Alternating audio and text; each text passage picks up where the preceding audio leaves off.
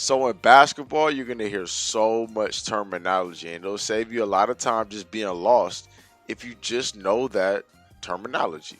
So now what I decided to do is inside the academy, we create the IQ section, and inside of that is the basketball dictionary.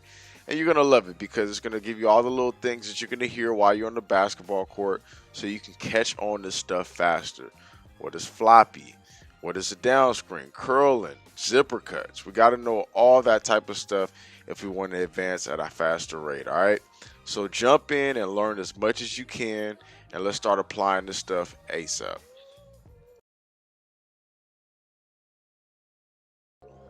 All right, here we go. Let's go over what a baseline drift is. It's very simple, but I know it will help you. Have to know what to do when you don't have the ball, and based on where the ball is, where you're supposed to go. So I got a bunch of good clips for you guys to see. But basically, with a baseline drift, when you see somebody on that baseline, you're on the opposite side of the court, maybe on the wing, slide over to the corner so they can pass the ball to you along the baseline. A lot of times, it's the most available pass. And we got 9 clips that we want to go over. Very simple stuff, right? So let's go through it real quick. So we have on this first play, we have the Raptors. I think the Raptors, yeah. No, actually, this is Boston. So I think that's Ojale. He makes his way alongside the baseline, right?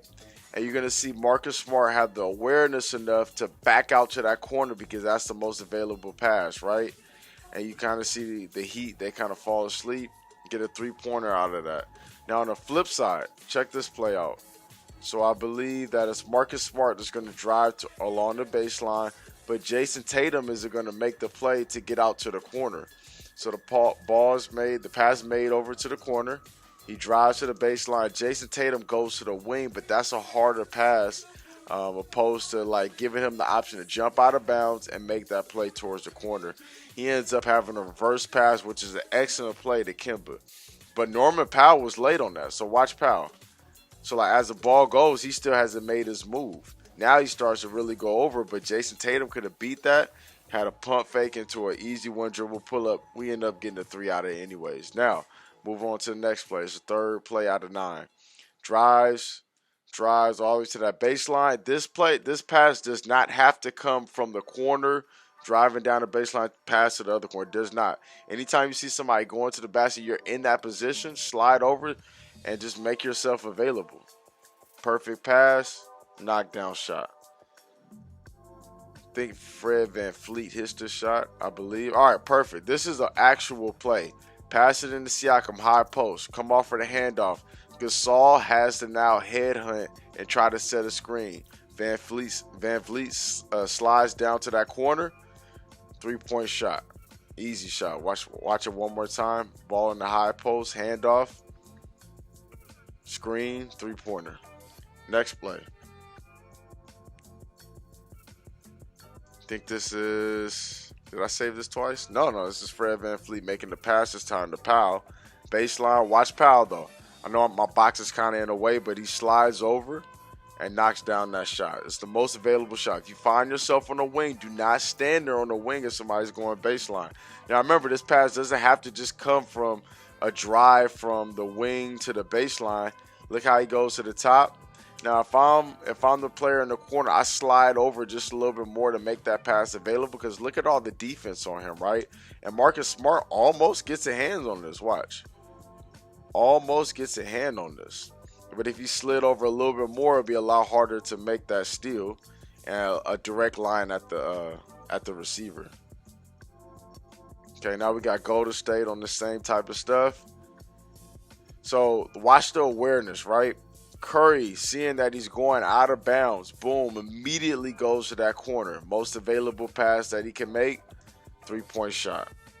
Moving on. Gonna skip. That's me skipping. It's not your computer or your phone tripping. It's me skipping through this footage. So now same thing. Drives all the way down. If I'm Leandro Barbosa, I'm sliding over because Rodney Hood could have got a hand on that, and it would have been a lot easier pass if he was slid over to that corner. Either way, makes the pass, jump shot. But you guys can see the path of the basketball Almost was a steal, but it'll be a lot easier if Barbosa was slid over. Last play, I believe N. Clark hits this three. And this is a play that they drew up, right? So now you see him going to the basket. He slides over.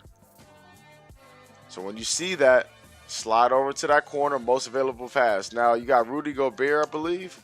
Now if he's too high, and Clark, if he's too high towards the wing, higher chance of a deflection. It didn't get deflected, but ended up getting a three-pointer out of that extra pass made by Draymond. Excellent. Hopefully this helped you out. This is baseline drift.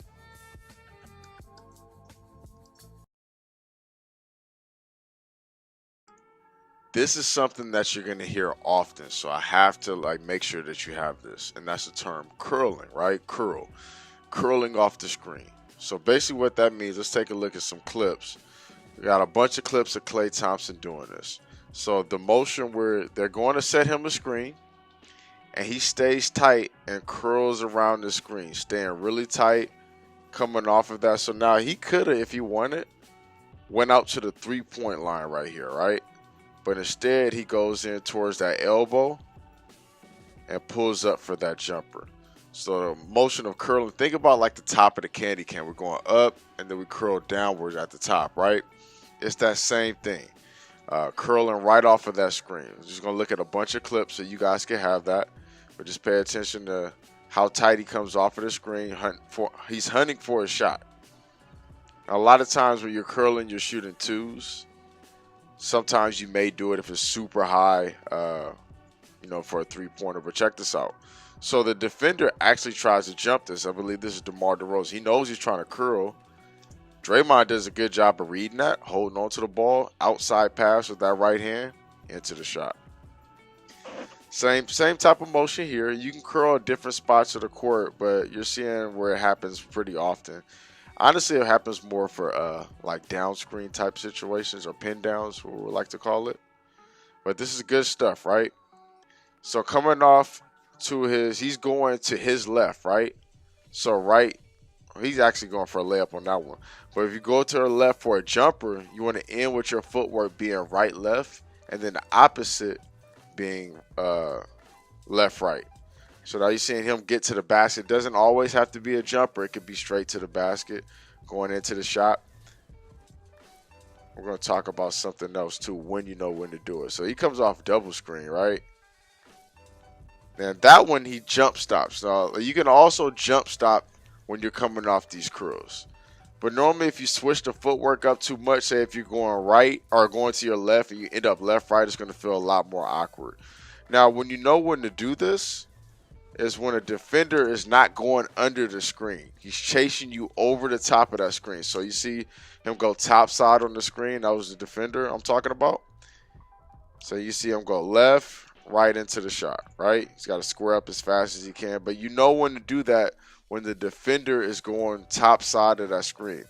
And so what you have to do often is kind of read the defender and just peek back over your shoulder to see what he's doing. But this is good stuff right here. This is all the stuff that I know that will help you on the basketball court. So the next time you hear curl, you know exactly what to do. Curling off the screen.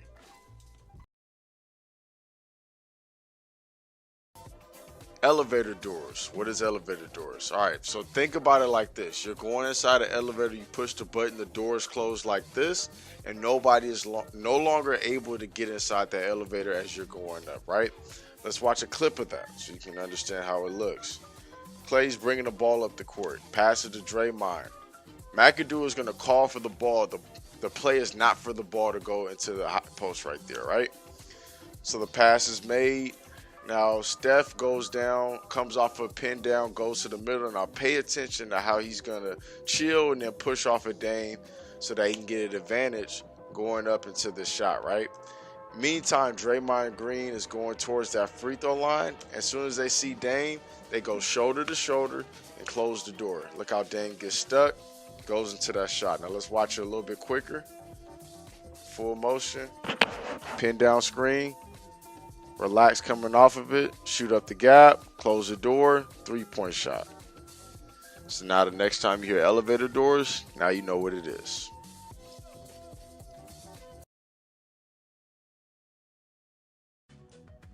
Let's talk about extra passes. So extra passes are important. There's good ball movement in the NBA happening right now, and I've definitely seen an improvement from the 90s to the early 2000s to now. So normally when somebody drives to the basket or comes off the screen going into the lane inside the perimeter, inside the three-point line, the pass that's made out to the three-point line normally requires an extra pass to be even more wide open. Let's take a look at a few examples here. Okay, I'm gonna skip through it. Extra passes. So he's driving, kicks to the wing, and he kicks to the corner. Now he's even more wide open. Now this was open. This was open right here, but this is even more open, right? Knockdown three-point. Let's look at about 7 more clips. Duncan Robinson comes off the screen, makes the pass, extra kick, 1 extra pass. He actually fakes that pass, which he would have been wide open, but now he's drawing even more defense. Now he's just out there just with sunglasses on, chilling out there. Tyler Hero. This three-pointer is going to come from him, I believe. Dragic makes the pass. Probably going to get a driver here sometime soon, or it's going to go into the post.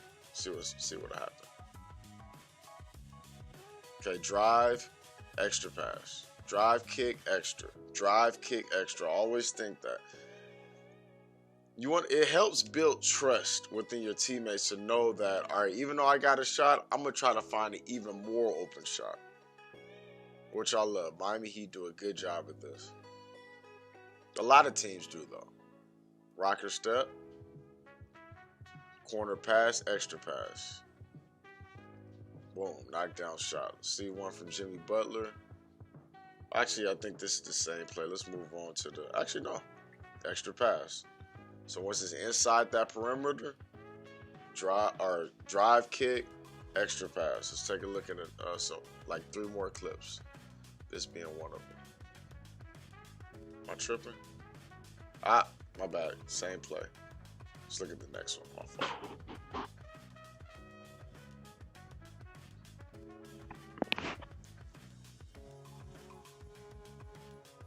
Okay, we got driver.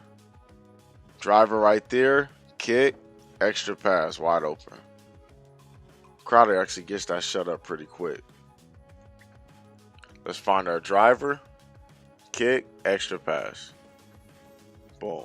Lopez is late on that. You can see him cross right there because originally George Hill was guarding Crowder, but he has to help out. Lopez is a little bit late crossing, and it's a wide open jumper from there. All right, so those are extra passes. Always look for little opportunities for the need to understand, especially if you're going to become a shooter. Think about it as the opposite of a pin down. Let's take a look at some examples here. So you're going to see Raymond Felton blindsided by a pick. Not necessarily blindsided on this clip, but Steph Curry takes him down, then he pops up into that shot. So one of the main things is walking them down into that screen and then flashing up for the shot. So you see Duncan Robinson walk him down right here from the inbounds play. Dragic sneaks up behind him. Boom, he's out of there. Filling out to that corner. In there for the jumper. Pump fake. Nice shot. Let's look at a bunch more examples, all right? So let's see. So you see... this is actually a really good example. So I believe this is Iguodala. Duncan Robinson is going to set it. He's going to blindside Terrence Ross with that screen. He's going to pull up for that jumper. Nice and easy, right? Okay, same thing. Duncan Robinson sets the screen. He pops out, fades out to that corner, knocks down the shot. I think that was Crowder right there. Yep. More examples. You guys got to see more examples. The more you see it, the more familiar that you'll become with it. And it's always disguised different ways in order to do it. So this one, they throw it into the high post. Immediately, Draymond Green ducks in, sets that screen on Barea. But watch what Klay Thompson does. Walks him in, gives a little push off, so he's late on this, trying to get around that shot. Now he attacks off it. You don't necessarily have to shoot it off of it. It's the whole process of what leads into the shot in general. Love this example by Clay. I'm going to skip ahead a little bit. So I believe the pass is going to be made right here. And then we're going to get into that action. Virgil sets the screen, walks out, one dribble pull up, hard to that one dribble pull up. Looked like he was going to the basket. But you can see Clay starting to walk down. Boom. Now he's up there. One dribble, spins KD around. Jumper. Let's keep looking at a bunch of examples. I'm skipping through them right now. Harrison Barnes steps up, sets that screen on wall. He tries to switch it. Doesn't matter. He's to the basket because now he creates a small closeout in that situation. He has a run at him. And one of the easiest times to score the ball is when you're closing or when somebody's closing out at you, especially in a half-court set. Same thing. Harrison Barnes steps up, sets it on Allen Crabbe. They switch it. Too late because he's already back. Three-pointers up and good. Easy to defend this type of stuff if you're aware that it's going to happen. Now check out how this happens. Draymond Green sneaks up. Yet again, Clay is walking him down, pops up for that shot. And I think that's KCP. He goes under it. You have even that much more time to get that shot off. Actually gets called for the foul. Gets a shot thrown out of bounds.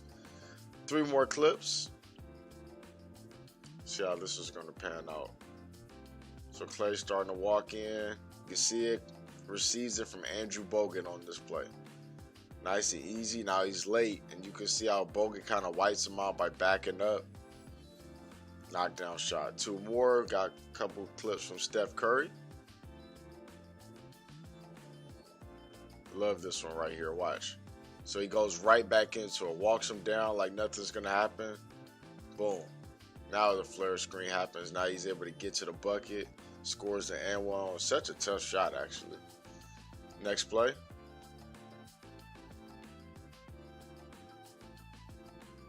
See where he goes with this. Hasn't gotten into it yet. Now he's going to receive that from Draymond. Boom. Gets the wide open jumper. For him, that's wide open. You got to get there. If the hand's not up, that jumper is... you might as well count it a 3-pointer automatic. So that's what the flare screen is. Study that and then work on it. You don't need me to be there to work on it. Put a chair there, work on walking the defender down, backing out, going into that shot. The process from planning, backing up, shooting it is tough. But once you get it and you find your balance, it becomes easy.